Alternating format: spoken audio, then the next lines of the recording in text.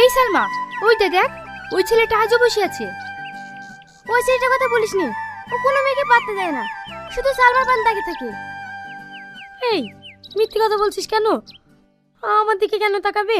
আমি ওর গার্লফ্রেন্ড নাকি? গার্লফ্রেন্ড হলেই বা ক্ষতি কি? ছেলেটা দেখতে কমা নাকি? কি হ্যান্ডসাম। এই বকিস নি তো, চ।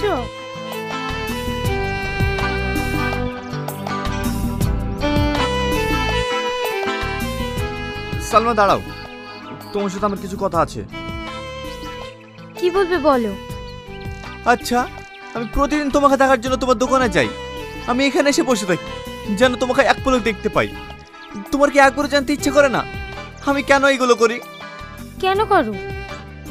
কারণ আমি তোমাকে আমার জীবনের থেকে বেশি ভালোবাসি, সেটা তুমি কেন বোঝো না?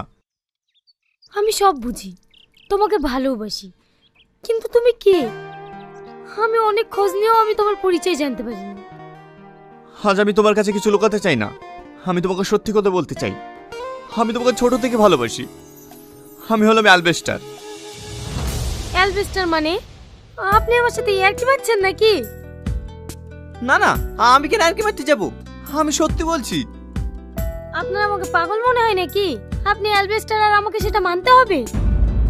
জানি এটা কেউ বিশ্বাস করতে পারবে না, আর এটা বিশ্বাস করার মতো কথাও না। একদিন সময় হলে তোমাকে সব বলবো। যাও, তোমার বান্ধবীরা দাঁড়িয়ে আছে।